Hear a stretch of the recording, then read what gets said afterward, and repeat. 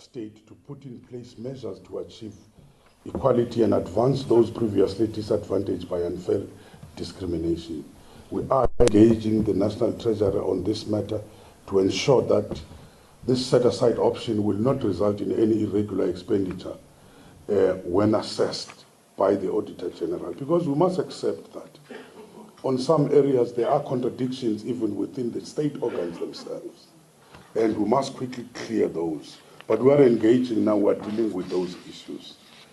When contractors need to ensure that they are registered with the CIDB and are registered in the Central Supplier Database of the National Treasury and have their tax matters in order with SARS, if all this is in order, then they are eligible to tender. And I must repeat, if all this is in order, they are eligible. If it's not the case, they are not eligible. By the way, for further advice on the processes of tendering, contact the Public Works Head of Supply Chain Management, Mr. Raymond Naidu. You will find him very helpful, and his details are on the Public Works website. It's very helpful. In the first quarter of the financial year 2018-19, we have awarded 30 tenders above 500 million, with a combination of 54 million to women-owned enterprises, mostly in construction. We have awarded 578 quotations below 500,000, with a combined value of 43.5 million to women-owned enterprises.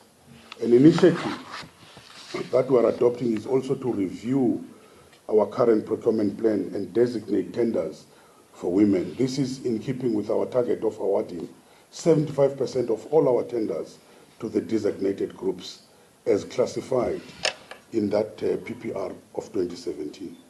So when I'm talking about other designated group, it's women, it's disabled, it's black, and so on. We are also adopting a public works sector approach to implementing initiatives to empower women in the construction. As the client department, we have an obligation to translate the legislation into procurement policies which consciously support women-owned contractors.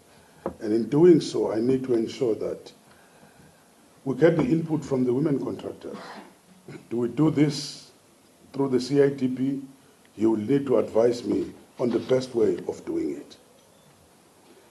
As Public Works, we're also guided by the CIDB, which has developed standards to support procurement in terms of building development goals in the contract. So from the legal and policy framework that we've put in place, it's clearly in the interest of the big service providers to government to take procurement decisions aimed at growing and sustaining the women contractors through subcontracting opportunities. This includes ensuring skills development to further professionalize women contractors to deliver the quality work on time and within budget. I'm raising this because we have set colleagues with lots of deviations. Sometimes deviations, they go far beyond 25%, which is legally allowed. Deviation, sometimes it becomes double the price. A project started R1 million, it ends up being 200 million rand.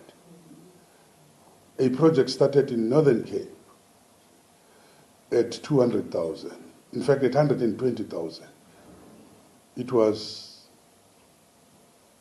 if I'm right, a hospital or a prison, but it ended up at close to 900 million.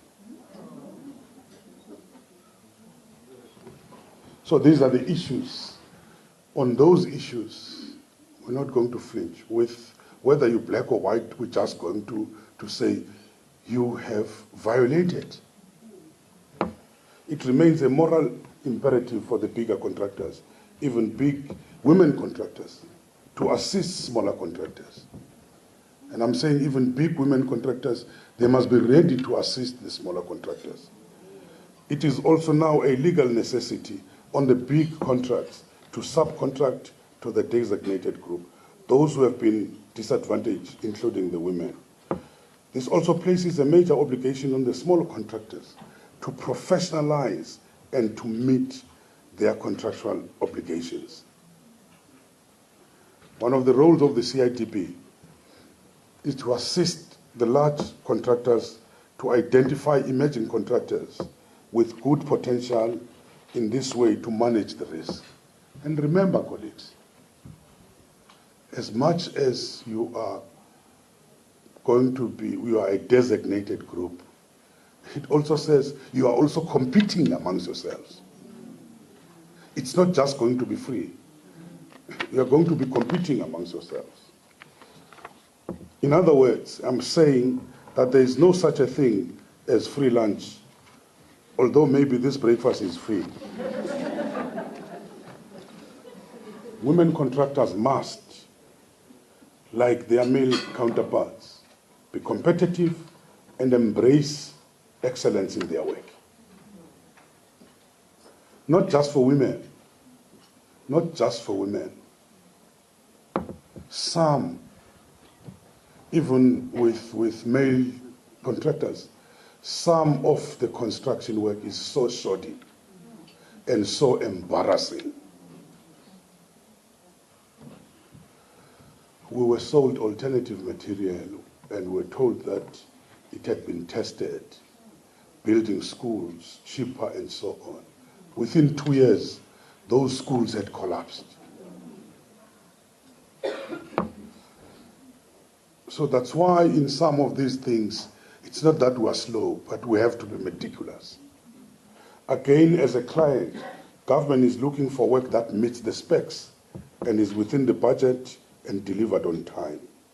The big contractors who have a major role to play in developing women and other designated groups will have the same requirements, which they will put to their subcontractors. Let me also say that the department has taken a hard stance on poor performing contractors that tarnish the image of the industry and has established a restriction committee that will restrict service providers from doing business with government if they breach the contract conditions or are involved in that fraudulent or corrupt activities. Colleagues, don't rely on political connections. Rely on good work. Your work must speak for you.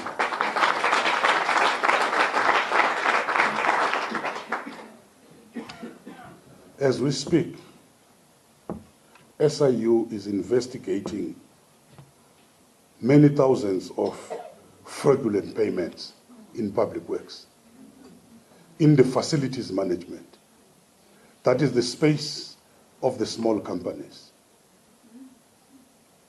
Be very careful of what you do. You might destroy your future.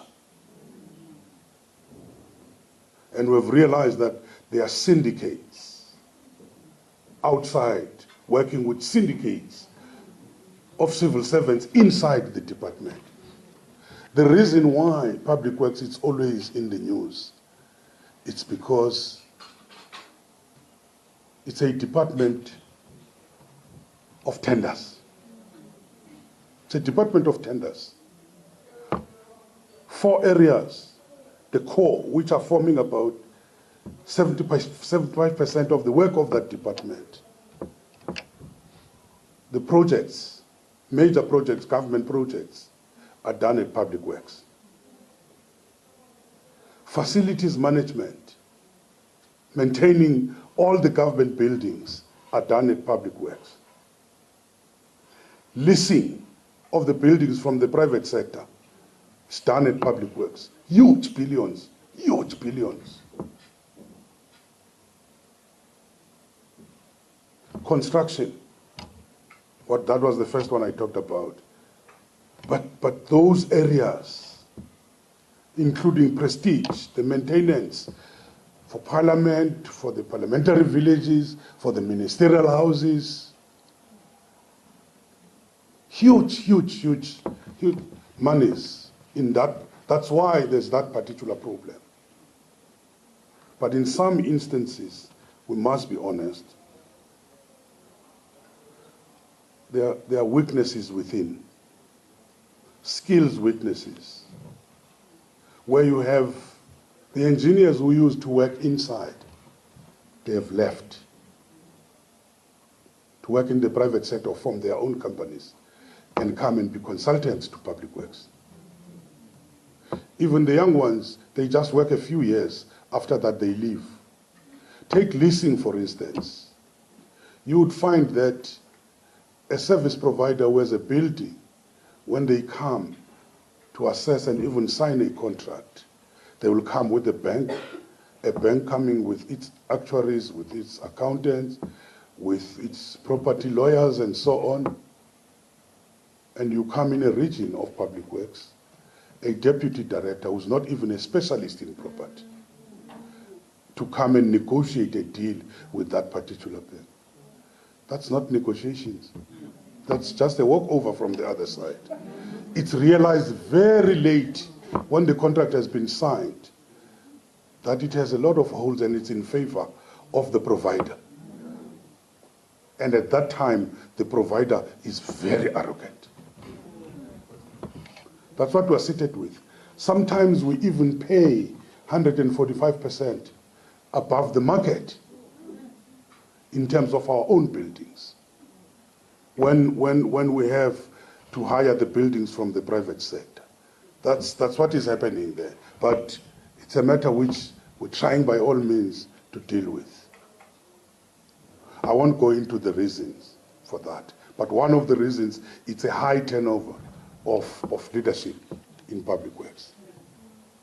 But all I was focusing on is to say we are dealing with those issues of the leakage. And this is in line, of course, with the state president or the stance of the President Ramaphosa in seeking to root out that fraud and corruption. It will also contribute to ensuring ethical standards are maintained in the sector, which must be very good for construction industry in general. That said, let me assure you that the Department of Public Works is committed to supporting women contractors and to encouraging other client departments or other client government departments to do likewise. I don't know if CIDB holds the breakfast annually, but I thought we have said that, Nonkululeko. But it would be good to come back in 2019 to review the progress we've made in promoting women-owned contractor development. Of course, that would be after elections. So I might not be standing here. That is why I always said that, and I said that in 2011 when I came to Public Works. You remember, you won't forget 2011. That was the time when late 2011, 2012, Nonkululeko, you know it very well because you were still with us in government. That was the time we're dealing with the Nkandla issue, which I found it there, and it ended up, it's with me now, it's sticking on me. But the thing was completed in 2009, but it's seated with me. But that's what succession is all about. You own the good and the bad. But I've always argued, ministers come and go.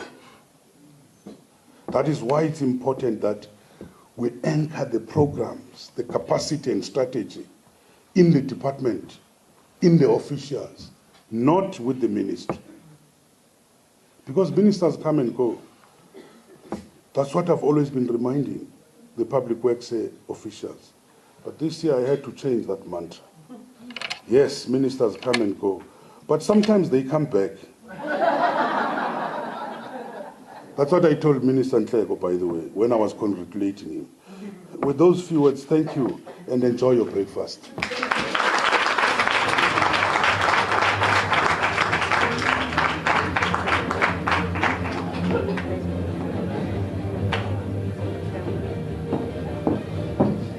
Thank you so much for that, Minister. I thought you already bought your shoes for next year after the elections. There's so much that I can ask you, but I won't, because I think that a lot of women in our audience came with particular questions and particular things that they want to raise with you, and you've allowed us a very short time to take some of those questions. So I think we have a roving microphone. It's very difficult for me to see, so I'm going to step down. I'm going to leave you up here to answer the questions, but I'll be working the floor, just trying to see who has questions. And if you can, just make them as short and sweet as you possibly can, so that we can get the Minister to answer. Minister, you can take my place behind the podium, and I'll step down. I think we have a microphone. Show of hands, a question at that table. Maybe if you can also just say who you are, and if you're in business, if you're running your own company, that would be great.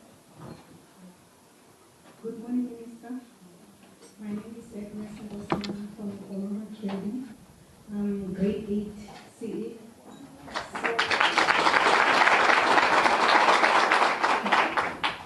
My question is, how far is the Minister with regards to the amendments of the contract values? We've seen notices, we've responded to it, so how far is the Minister with regards to that? Because it will assist the women in consulting to be able to grow with the amendments.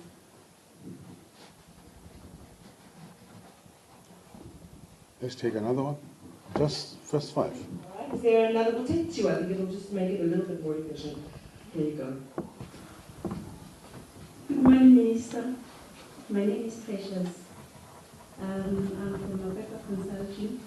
I'm a health and safety consultant.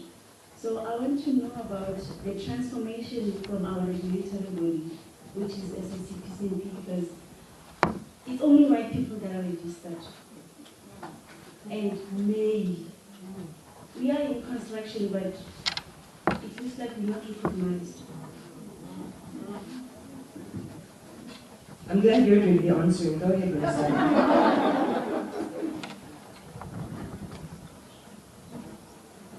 Should I go ahead? I think go ahead. Let's go ahead, and I'll pick up some more questions afterwards.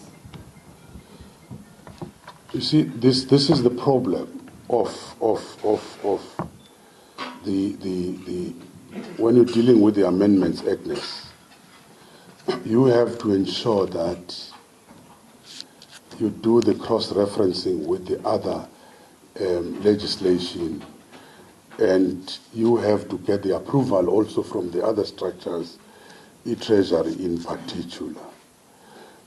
I know that process has started, but I must not lie and say I remember what is the deadline which has been put in place, but I will be able to supply as to what is the time frames we're working with through CIDB, so that we are able to get that.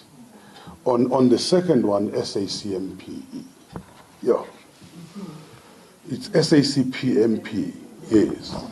It's like the South African Communist Party.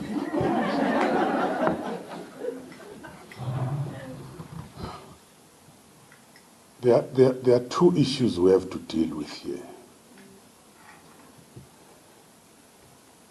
It's either there's gatekeeping deliberately to frustrate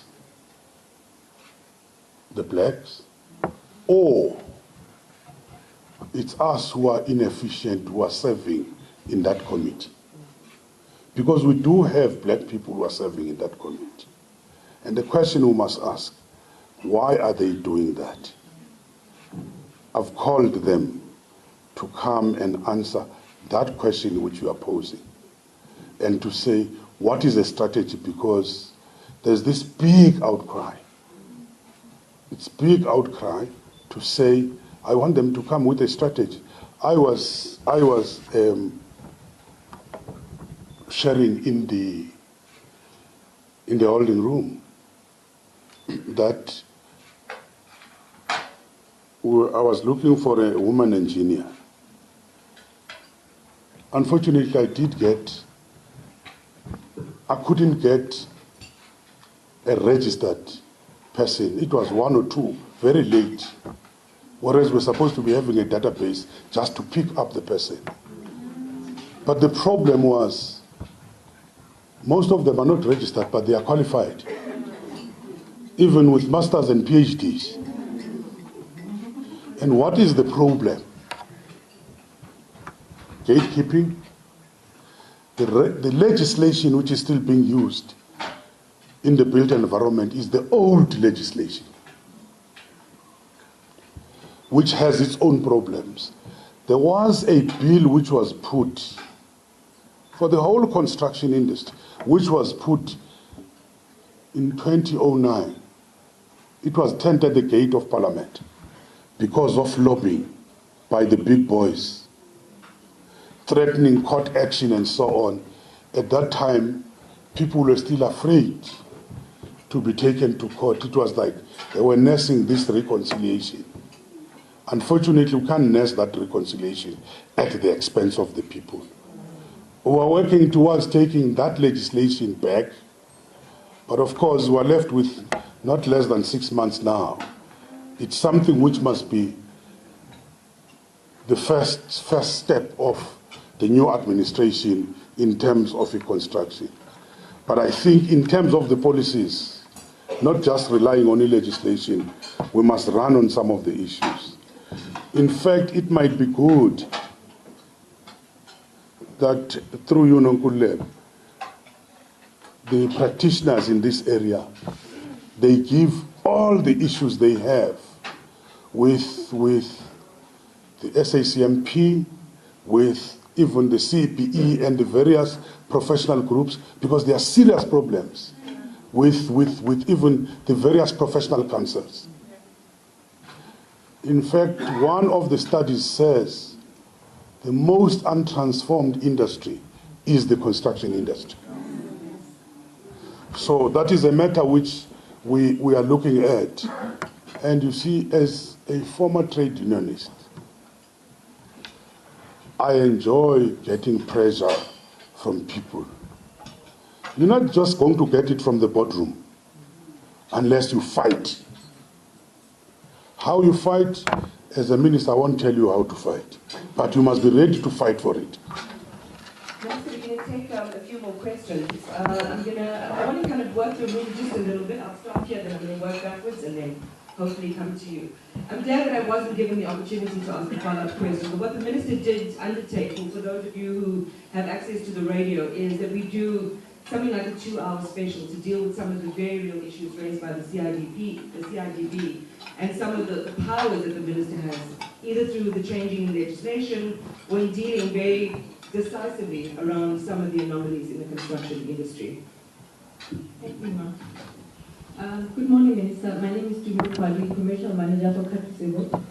My question is broad. With regards to the construction industry in general. Since 2010, the industry has been stagnant or in a recession. How is the Department of Public Works as at first, and how is government second going to deal with picking up the industry and making sure life gets back to where it began?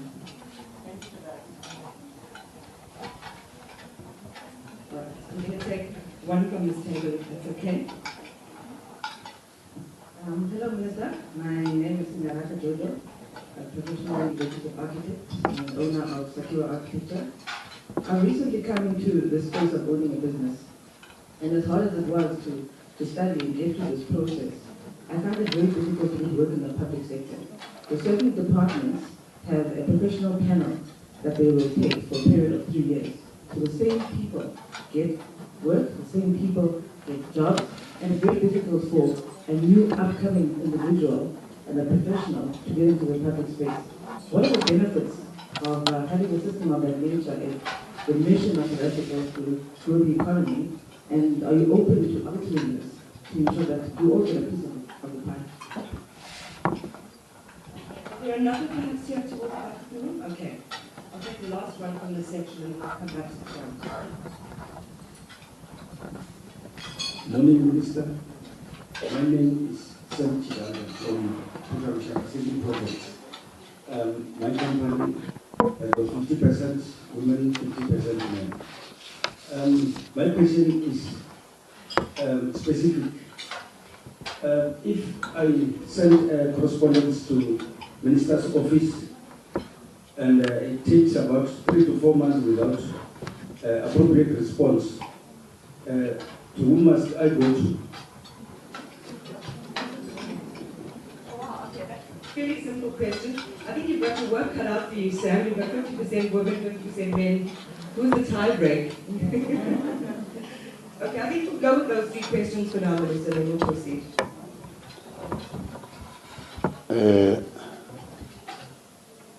I fight with my wife because she says, what type of a minister are you? Every good body calls you even at 11 o'clock, 12 o'clock, midnight, and 1 o'clock in the morning. Because if you are frustrated, all the 6,000 Public Works officials, they have my number. So if you are frustrated, because that correspondence doesn't come to me directly, it goes to some officials, take my number and call me that I've sent this or that. Because I won't be able to be defensive and say why they are doing that. My number is 082 748 5540. 082 748 5540. No, I've done it in many forums. But don't abuse it. Please don't abuse it.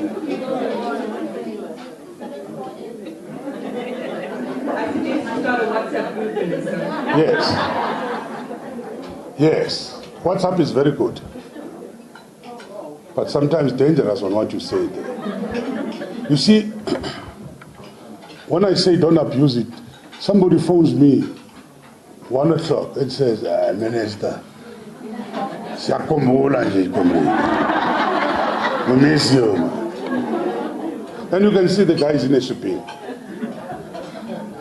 So I am saying, but the first point of call is the office of the DG. Then when you are frustrated there, you can send it to me and even send an SMS or a WhatsApp that I have sent a letter, I didn't find joy like this and that. Then I follow it up. Ms. Jojo, you find it very difficult to get a job. That's the problem. Whether it's both men and women, those who are in are already in and they want to protect that space. That's how business works. But I think we must try to come up with something of, amongst other things, some rotational way of doing things that you don't give the same people the opportunities. If maybe you've got an opportunity, you can extend once, but we start and go and look into other people. We will have to find a way. Of course, because part of the problem is that as much as we would have designated groups, as I've said, it's competitive. It's not automatic that you are going to get it, and it can be such a percentage who would be able to get the work. So we're looking into that particular matter. But once people are in, they find all sorts of, they even establish relations with some corrupt officials. We are looking now at those who are doing the bid evaluations. We are looking at those who are doing the approvals or bid adjudications. So we're looking at our whole system. But sometimes thieves, as much as you are trying to deal with them, they are already ahead of you. They are very complex. They are also planning, looking at your strategies. But we are trying to look into this issue of giving people on a rotational basis rather than one person for 10 years, always getting it. Sometimes it's not a person who's qualified. But what we also do is this idea of changing those who are dealing with the bids on an annual basis. You have new people doing those evaluations. It's a very, very difficult question to me on the issue of the recession. But I've been told in some basic economics I did that even if there's a recession, the economy is not performing well. In order for the economy to grow, you can cut the expenditure in all other areas, but you can't cut on infrastructure, which stimulates a lot of other industries. And I think government is committed to relook at its infrastructure programs. But it's very difficult. It's in a difficult atmosphere. But we're going to continue with that. Unfortunately, if we're not able to do that, which is affected by a number of issues. But I think in terms of the infrastructure program and in terms of the policies which we've adopted, that in these mega structure or mega projects, a certain percentage there must be this subcontracting. I think there is going to be some hope, although it won't solve all the problems which we're having. So you must just accept that the issue of construction and infrastructure goes with the economic cycles, which go up and down and so on. But the infrastructure build is there, and government is highly committed to it, and there's not going to be any cutbacks. Instead, we are going to escalate it. And by the way, don't just look at the department. This thing which they call the PICC, the infrastructure issue, the big infrastructure of government. I'm one of the coordinators of what is known as Strategic Infrastructure Project, which is in the Northern Belt, starting from Waterberg, going all the way, Lipalale, and going all the way towards the east, where we are going to be dealing with mega construction projects, roads, water, rail, and so on, and watch the space, and even the housing, which is coming up there, social infrastructure, and so on. So watch that particular space. There are projects by the different departments, and we'll be able to give you the information about those many projects which are going to be taking place there. In fact, there are about 18 strategic projects. They are not the only projects coordinated by the different ministries which are taking place. We must give you information about that. What else? I think I've tried to respond to the three. It might not be enough, but the engagement continues. Thank you. Minister, you did say you wanted to have some breakfast. I'm going to allow you to do that. I know you have a meeting to go to, but I think a round of applause is appreciated. Thank you.